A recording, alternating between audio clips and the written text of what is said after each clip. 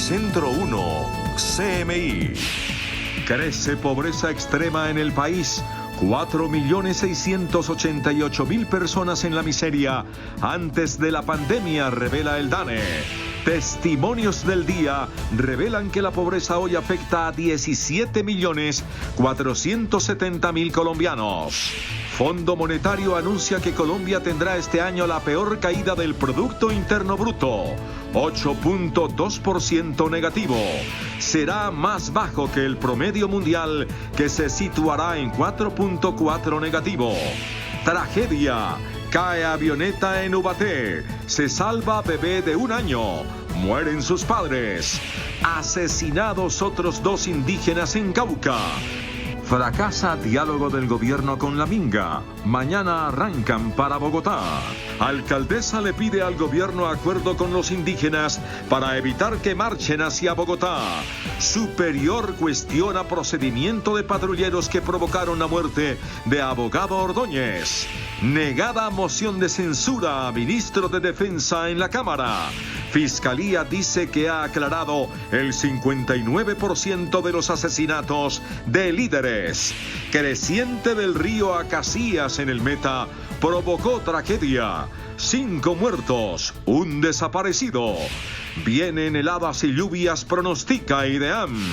249 ciclistas murieron entre enero y agosto, atropellados por camiones y automóviles. Show de Trump. Baila en una tarima en Orlando, Florida. 3 nuevos modelos de iPhone con velocidad 5G.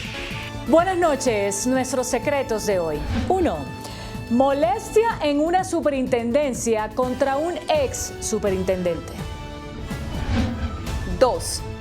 A juicio 2 exdirectivos de Bioenergy por irregularidades en la construcción de una planta de etanol.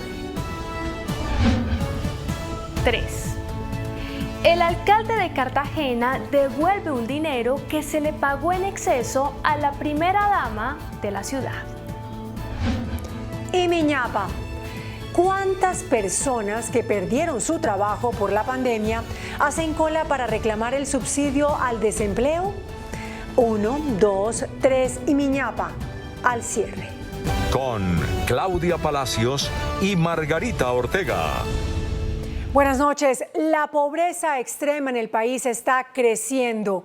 4.688.000 personas viven en la miseria en Colombia, según un estudio realizado por el DANE en el último año. Según el reporte del DANE, la tasa de pobreza en Colombia pasó de 34,7 en 2018 a 35,7 en 2019. Es decir, que 661.899 personas más quedaron en esta condición, con lo cual el número de pobres llegó a los 17.470.042 colombianos. Según el DANE, una persona es pobre en Colombia si su ingreso mensual es inferior a 327.674 pesos. En cuanto a la situación de pobreza extrema, el director del DANE anunció que esta pasó de 8,2% en 2018 a 9,6% en 2019, lo que significa que 728.955 personas más ingresaron a esta situación de miseria. Entonces se produjo más que proporcionalmente este incremento de población en situación de pobreza monetaria extrema. Se produjo en los centros poblados, es decir, en la zona rural del país, y en las otras cabeceras que son los pequeños municipios del país.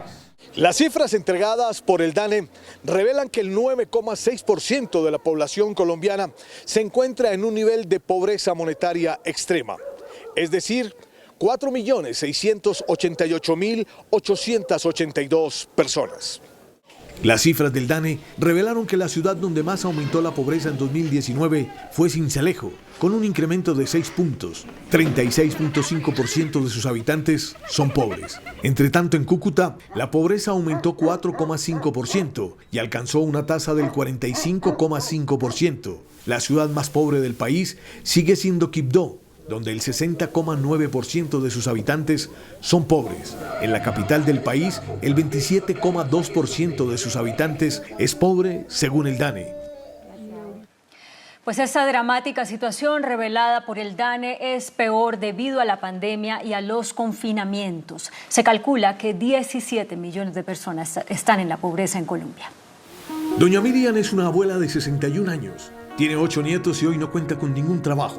Es una de las más de 4 millones de colombianas que, según el DANE, está en la miseria. Estoy sin empleo y ahí mi hija es la que trabaja por en casas de familia, mis hijos así los que tengo. Por ahí a veces nos ayudan porque ellos también tienen sus hogares y también necesitan para ellos. La pandemia ha hecho más dura su situación. Los hijos que tengo, pues ellos trabajan también por ahí, nos traen de a poquito, por ahí la gente también, a veces los que tienen un poquito de comodidades, pues por ahí en medio nos colaboran. Al igual que ella, Tania, una joven de 29 años que se dedica con su esposo al reciclaje, ven cómo cada día la situación es más difícil para llevar la comida a la mesa. Entre 30, 35, depende, hay días de 10, 15, depende de lo que uno recicle. Usted sabe pues que el recicle no es que mucho, pero pues igual, pues para la comida, lo único que alcanza. Vivían en arriendo, pero la pérdida de condiciones económicas los trajo a una invasión de los cerros orientales en Bogotá. Si se desayunaba, no se almorzaba, y si se almorzaba, no se comía. O sea, prácticamente 2 comidas en el día o a veces pues una. Es la misma condición de doña Amanda. Ya no hay de dónde. Entonces estamos pensando pues ir a trabajar, pero ¿a dónde si ahorita nos van otra vez a encerrar? ¿Qué vamos a hacer? Nosotros acá necesitamos mucha ayuda de verdad. El clamor desde estas casuchas humildes y dignas es pedir una ayuda al gobierno que signifique un alivio a esta durísima realidad. Precisamente hoy el Fondo Monetario Internacional pronosticó que la economía colombiana sufrirá una caída peor a la que el organismo había proyectado en junio pasado. Las más recientes previsiones económicas del FMI revelaron un panorama menos sombrío al que había pronosticado en junio, cuando los confinamientos totales tenían en vilo a la economía global. Hace unos meses, el organismo calculaba una contracción de menos 5,2% del PIB mundial. Ahora se sitúa en menos 4,4%. Sin embargo, las noticias de una crisis menos severa no se extendieron a Colombia. El FMI pronostica que el país sufrirá una caída más fuerte de la esperada, pasando de un desplome de menos 7,8% a menos 8,2%, una cifra que casi duplica el retroceso que se calcula a nivel mundial. El fondo agregó que Colombia enfrenta su primera recesión en 20 años y en este 2020 será una de las economías regionales más golpeadas junto a Perú, que reportará menos 13,9%, Argentina y Ecuador con menos 11%, más Brasil con menos 5,8%, mientras que mejor libradas salen Paraguay y Uruguay con menos 4% y menos 4,5% respectivamente, el mismo nivel al que cayó la economía estadounidense, mientras Chile está en el menos 6%. El presidente de FENALCO, Jaime Alberto Cabal, dijo que esta proyección de caída de la economía colombiana hecha por el Fondo Monetario Internacional se debe a las cuarentenas prolongadas. El presidente de FENALCO afirmó que el pronóstico pesimista del Fondo Monetario sobre Colombia era previsible. Es muy preocupante la estimación del Fondo Monetario Internacional, está por encima de lo que se había previsto, pero no es sorprendente debido a los confinamientos tan largos que tuvimos en muchas ciudades de Colombia. El exministro de Hacienda, Mauricio Cárdenas, llamó la atención sobre la implicación del desplome económico. Colombia es uno de los países más afectados en el mundo, tanto en materia económica como en materia de salud. Tenemos el 5º país de mayor número de casos de producto del COVID-19. Gremios y analistas consideran que ante este panorama se requiere más apoyo a los sectores económicos más golpeados por la pandemia. En otras noticias, una tragedia aérea se registró en las últimas horas en Cundinamarca. Una avioneta se precipitó a tierra en inmediaciones del municipio de Ubaté. 3 personas murieron y un bebé sobrevivió milagrosamente. Así quedó la avioneta de matrícula HK-2335 que se precipitó a tierra en el municipio de Ubaté, Cundinamarca, en el sector Novilleros. La aeronave se declaró en emergencia cuando cubría la ruta Santa Marta-Guaymaral. Al llegar al sitio, infortunadamente, se hace la evaluación, descubriendo pues que tenemos 3 víctimas fatales. Los fallecidos fueron identificados como Fabio Grandas, piloto de la aeronave y médico cirujano, Mayerly Díaz Rojas y Nuris Maza. Entre los ocupantes también viajaba un bebé que milagrosamente sobrevivió. Hay un sobreviviente, un niño de 1 año de edad que fue trasladado al hospital de Ubaté.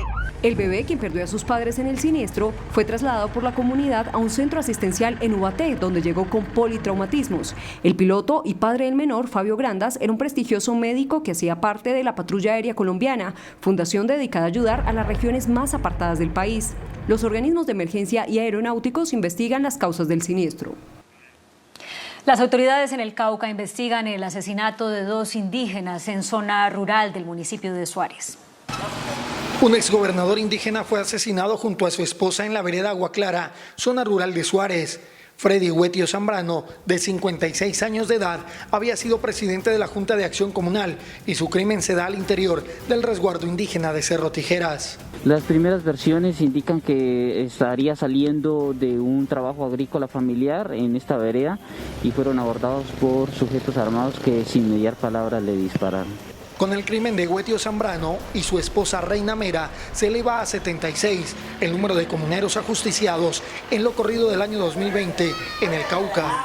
La comunidad indígena, en el marco de sus reclamaciones y exigencias por la defensa de los derechos humanos, y pide mayor protección a sus comunidades. Hasta la fecha, en el departamento del Cauca han sido acribilladas 536 personas, 73 de las cuales ejercían labores de liderazgo. Hasta el momento no se conoce de amenazas contra el líder ancestral. Las autoridades investigan los móviles del doble crimen. Esta noche fracasó una nueva jornada de diálogo entre el gobierno y los promotores de la minga. Los indígenas reunidos en Santiago de Cali anunciaron que viajarán mañana a Bogotá tras las fallidas negociaciones. La minga indígena realizará mañana un acto simbólico en Cali a partir de las 8 de la mañana y luego comenzará su desplazamiento a Bogotá en búsqueda de un encuentro con el presidente Iván Duque, donde esperan exponerle sus peticiones. Continúa la minga. Si el gobierno está pensando que nos vamos a quedar y nos vamos a volver para las casas, pues nuestras autoridades han manifestado que nos vamos para Bogotá. Nos vamos para la capital de la República. La decisión se tomó luego de 2 diálogos sin acuerdo entre líderes del Consejo Regional Indígena y la Comisión del Gobierno Nacional encabezada por la ministra del Interior, Alicia Arango. El de hoy tardó menos de 2 horas en el Centro Cultural de Cali. Insistimos en establecer rutas de trabajo para atender inquietudes políticas de la minga, encontrar un camino efectivo para salir adelante y resolver todas las propuestas y las peticiones que ellos han manifestado en la carta dirigida al señor presidente. Uno de los puntos expuestos por la minga es rechazar la violencia en sus territorios y son al menos 10.000 indígenas del Cauca, Valle, Putumayo y Caldas que se congregan en el Coliseo El Pueblo y que llegarían a la capital del país en los próximos días. Y entre tanto, el fiscal general Francisco Barbosa dijo que serán judicializados los integrantes de grupos criminales presuntamente infiltrados en la minga indígena. Las denuncias sobre una supuesta infiltración de las disidencias de las FARC y el ELN en la minga indígena llevaron al fiscal general a advertir que las personas que alteren el orden público serán judicializadas. La Fiscalía General de la Nación protege la protesta pública o la protesta social y por ello combatirá todo tipo de terrorismo urbano a través de las instituciones judiciales y del Código Penal. El fiscal indicó que rastrean una serie de grupos de terrorismo urbano para prevenir posibles afectaciones en el orden público. No se puede permitir que los terroristas se infiltren en marchas o en mingas. En ese sentido, estaremos muy atentos y judicializaremos a todos aquellos que alteren el orden público, la salud pública. Aunque el fiscal no entregó más detalles sobre la supuesta infiltración, Barbosa indicó que con esta advertencia la Fiscalía busca proteger el derecho constitucional a la protesta. Por su parte, la alcaldesa Claudia López le pidió al gobierno un acuerdo con la minga indígena para evitar que marchen hacia Bogotá. La alcaldesa Claudia López le hizo un llamado urgente al presidente de la República, Iván Duque, para que llegue a un acuerdo con la minga indígena. Yo le rogaría al señor presidente, al gobierno nacional, que traten de dirimir los conflictos que tienen con la ciudadanía por el diálogo de manera anticipada. Esta minga podría quedarse en Cali si el señor presidente y el gobierno nacional atendieran la invitación. La mandataria aseguró que respeta la protesta social, pero en medio de la pandemia le preocupa el desplazamiento de centenares de indígenas a la capital y las medidas de bioseguridad. Si la minga llega a Bogotá, aquí la recibiremos con las mejores condiciones de logística, seguridad y convivencia que garanticen su legítimo derecho. A esta hora, la alcaldesa Claudia López lidera un consejo de seguridad para definir las medidas de cara a la inminente llegada de la minga. En una declaración ante la Procuraduría, el instructor de armas de la Policía de Bogotá cuestionó el procedimiento de los patrulleros involucrados en la muerte del abogado Javier Ordóñez. El juicio de los patrulleros Harvey Damián Rodríguez y Juan Camilo Lloreda concluyó con el testimonio del instructor en armas de la policía Víctor Nova Parada, quien aseguró que según los protocolos, cuando una persona está esposada no es necesario emplear choques con la pistola Taser. Si una persona ya está reducida, esposada y demás, pues ya se pierden todos los principios, ya no habría necesidad de generarlo, ya que la persona está indefensa. Asimismo, el experto dijo que el arma debe ser apuntada a las partes del cuerpo con mayor masa muscular, dado que debe causar el menor daño posible. El dispositivo eléctrico, cuando se aplica o dependiendo de la forma que se aplique, afecta o el sistema sensorial y motor del cuerpo. Con este testimonio concluyó el juicio a los patrulleros y el próximo 22 de octubre se adelantará una audiencia de alegatos de conclusión y posteriormente se conocerá si la Procuraduría absuelve o inhabilita por más de 20 años a los uniformados. Con una amplia mayoría de 136 votos en contra y solo 24 a favor, la Cámara de Representantes negó la moción de censura contra el ministro de Defensa, Carlos Holmes Trujillo. Por el no, 136 votos. ¡Viva Colombia! En menos de una hora, la plenaria de la Cámara de Representantes le reiteró su respaldo al ministro de Defensa, Carlos Holmes Trujillo. 136 votos en contra de la moción de censura propuesta por los partidos de oposición, 24 solo a favor. Ahora el ministro Trujillo García debe sortear un nuevo debate similar a este en la plenaria del Senado, a cargo de Roy Barreras y Jorge Enrique Robledo, el próximo jueves 22 de octubre. Le han regalado hoy 136 aplausos al ministro candidato. De espaldas a la inseguridad creciente, a la preocupación de las personas por la pérdida de control del territorio, por las masacres en serie, de espaldas al dolor de los familiares de los jóvenes muertos. Cámara indolente. De entrada, y tal como acaba de pasar en la Cámara, el ministro de Defensa cuenta con el respaldo mayoritario de los partidos Centro Democrático, Conservador, Cambio Radical, la U, Mira, Colombia Justa Libres y el Partido Liberal. El ministro solamente se pronunció para agradecer por medio de su cuenta de Twitter. Agradezco a Cámara Colombia. Seguiré trabajando para que las mejores condiciones de seguridad estimulen la reactivación del país. Y la Fiscalía dijo que ha resuelto el 59% de los 417 asesinatos a líderes sociales y defensores de derechos humanos ocurridos recientemente. De acuerdo con el informe presentado por la Fiscalía, de los 417 homicidios de líderes sociales reportados tras la firma del acuerdo de paz, hay avance en 238 casos, lo que representa un esclarecimiento del 59%. Según el reporte, los grupos implicados en la mayoría de los crímenes son las disidencias de las FARC con 53 hechos, así como el Clan del Golfo y el ELN con 23 homicidios cada grupo. Las organizaciones sociales, los defensores de derechos humanos, la ciudadanía en general, la comunidad internacional podrá encontrar información sobre tópicos como la metodología utilizada para el abordaje de casos de homicidios contra personas defensoras de derechos humanos, los proyectos investigativos de la Unidad Especial. La Fiscalía documentó que las regiones con más homicidios de defensores de derechos humanos son Cauca, Antioquia, Norte de Santander y Valle del Cauca. Colombia pasó de cumplimiento escaso o nulo a cumplimiento limitado en el pacto para frenar el soborno transnacional. Así lo asegura la ONG Transparencia por Colombia, que evalúa a 47 países. La organización agregó que Colombia aún debe para proteger integralmente a los denunciantes de corrupción. Gire para acá, eso, chiquito. Y enseñarle dónde tiene que firmar, eso. La canciller Claudia Blum propuso que la Corte Penal Internacional asuma las investigaciones por las denuncias que hizo la misión de la ONU sobre presuntos crímenes de lesa humanidad cometidos por el gobierno de Nicolás Maduro. La canciller Claudia Blum anunció que con la declaración que emitieron hoy los 15 países que conforman el Grupo de Lima, se recomienda que el informe de la ONU sobre posibles delitos de lesa humanidad en Venezuela sea examinado por la Corte Penal Internacional. Con esta declaración, el Grupo de Lima ha dado un paso adelante para que haya justicia, reparación y protección a las víctimas y evitar la impunidad frente a los graves hallazgos de la misión independiente de la ONU. La declaración del Grupo de Lima renueva el respaldo al presidente interino Juan Guaidó y a la Asamblea Nacional. El embajador de Colombia en Estados Unidos, Francisco Santos, replicó las críticas de Bernard Aronson, quien fue delegado del gobierno Obama para el diálogo de paz con las FARC, y dijo que la falta de implementación del acuerdo ha impedido que los colombianos gocen sus beneficios. Santos aseguró que Aronson ha sido instrumentalizado por la oposición colombiana. Bernard Aronson, quien fuera representante del gobierno de los Estados Unidos para los acuerdos de paz de las FARC con el gobierno colombiano en La Habana, aseguró que la administración de Iván Duque ha fallado en la implementación y está dejando perder una oportunidad para Colombia.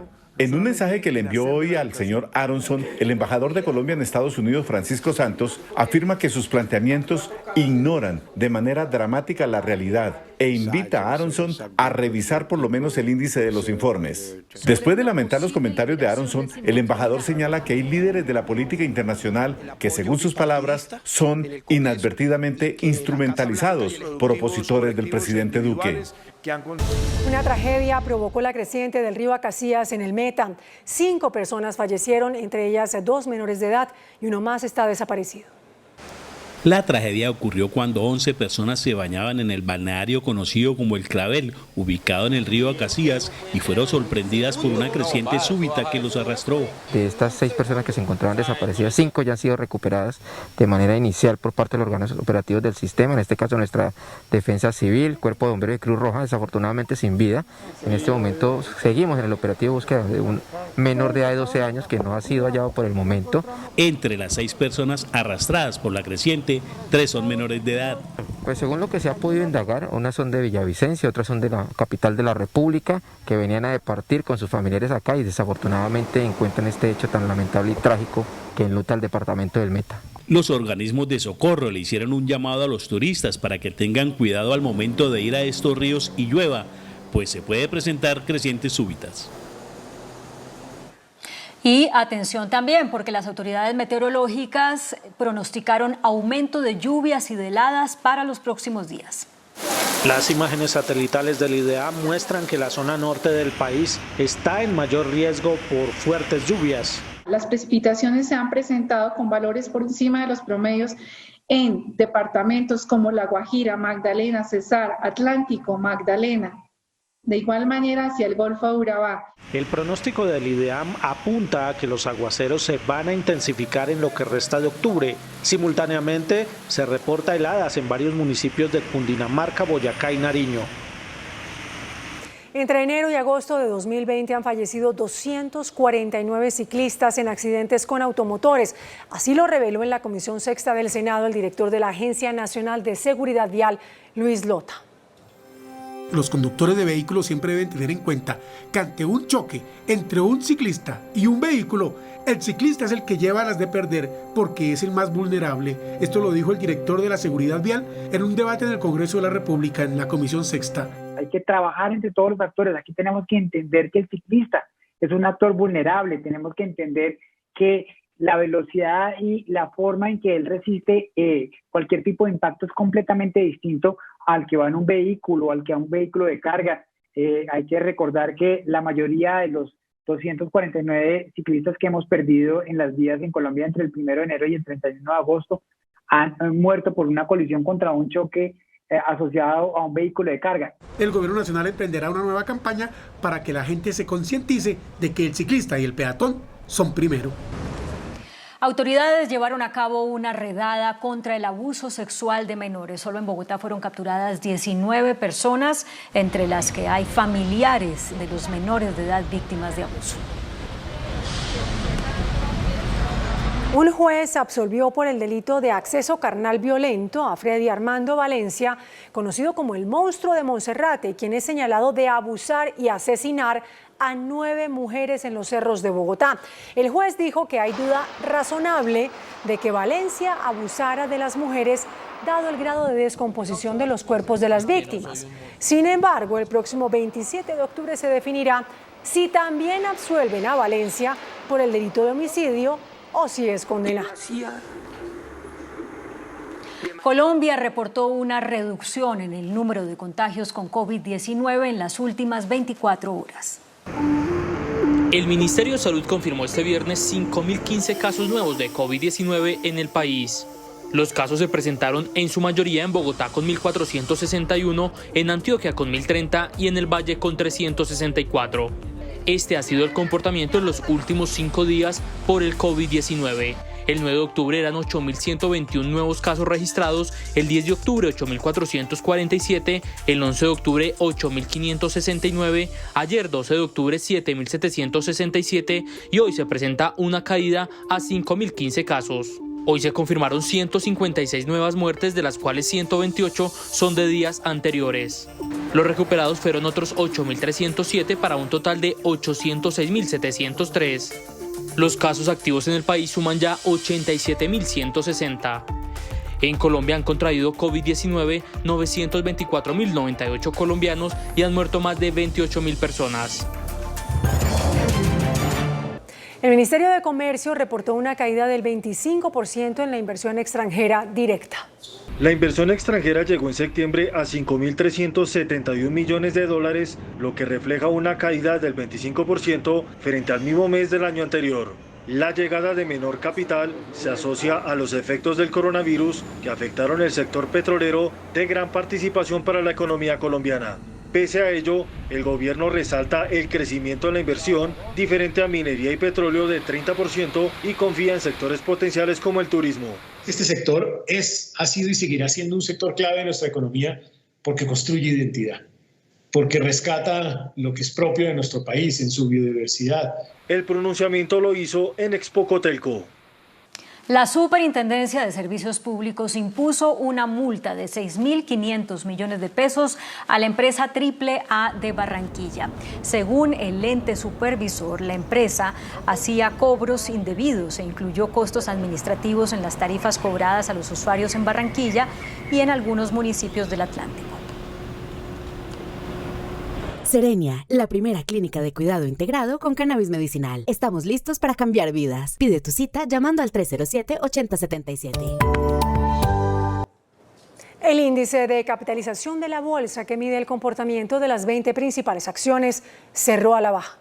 El índice de capitalización de la Bolsa de Valores de Colombia bajó 1,62% a 1.170 puntos. La acción de Canacol Energy fue la que más subió, con una valorización de 1,16% a 10.010 pesos. La acción de Bancolombia fue la que más bajó, con una pérdida de 5,31% a 24.600 pesos. La acción más negociada de la jornada fue la de Preferencial Bancolombia, al movilizar más de 24.000 millones de pesos. Y el dólar cerró al alza. Indicadores económicos en Noticentro 1 CMI. La tasa representativa del mercado, que regirá para mañana miércoles, será de 3.856 pesos con 32 centavos. Los profesionales del cambio compran la divisa en promedio en 3.590 pesos y la venden en 3.640 pesos. Un euro cuesta 4.536 pesos. La libra de café en Nueva York se cotizó a $1.10. El azúcar se transó en 14,02 centavos de dólar la libra. El barril de petróleo WTI se cotizó en $40.20. La referencia Brent para Colombia se cotizó en $42.42. Una acción de Copetrol cuesta 1.900 pesos. El presidente de Estados Unidos, Donald Trump, reanudó con fuerza su campaña a la Casa Blanca, especialmente en estados clave como la Florida, donde se mostró bastante enérgico e incluso terminó el mitin con un inusitado baile. Apenas unas horas desde que se anunció que Donald Trump dio negativo para el coronavirus, el mandatario retomó sus actos masivos de campaña, endureciendo su discurso contra el candidato demócrata Joe Biden. El mandatario, que ahora asegura ser inmune al COVID-19, se mostró muy energizado durante el evento en Florida, donde no se respetaron las normas de bioseguridad. Now they say I'm immune. I feel so powerful. I'll walk into that audience. I'll walk in there. I'll kiss everyone in that audience. El mandatario incluso terminó su mitin con un inesperado baile que se volvió viral en redes sociales.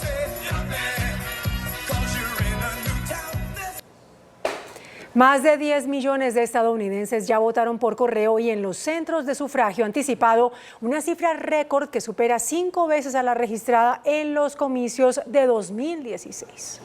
La base de datos Election Project, que recolecta la información de los sufragantes de todo Estados Unidos, reveló que el ritmo de la votación anticipada en el país llegó a niveles que pulverizaron cualquier cifra anterior. Más de 10 millones de ciudadanos votaron por correo o en los centros electorales 3 semanas antes de las presidenciales del 3 de noviembre. De hecho, los datos en más de 5 estados llegaron al 20% del total de votos registrados en 2016.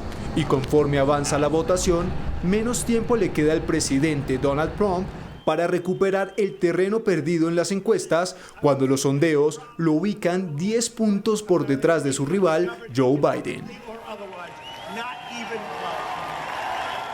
Tras 57 días consecutivos sin registrar un solo contagio de COVID-19, China confirmó 13 casos nuevos en las últimas 24 horas.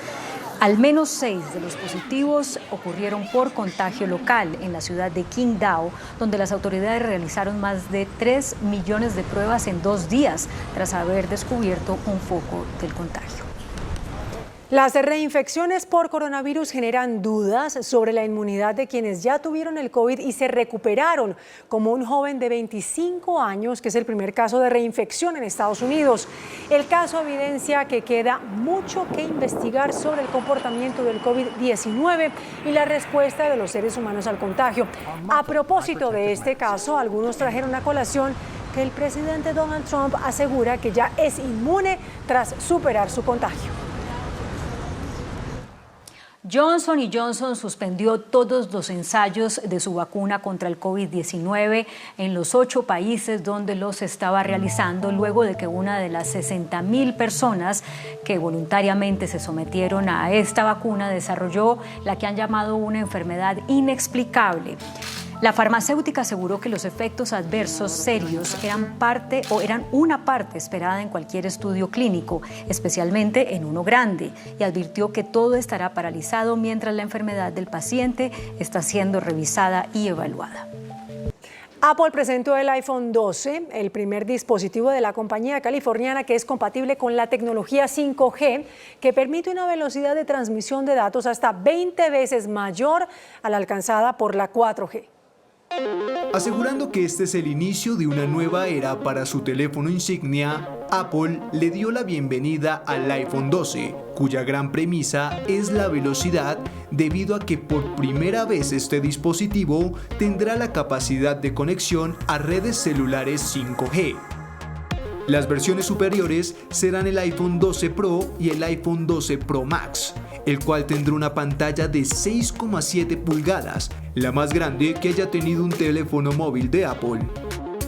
Durante el evento también fue presentado el HomePod Mini, la versión pequeña y barata del altavoz inteligente de Apple, con apenas 3,3 pulgadas de altura, con un diseño esférico que ofrece una gran calidad de audio con un sonido envolvente de 360 grados.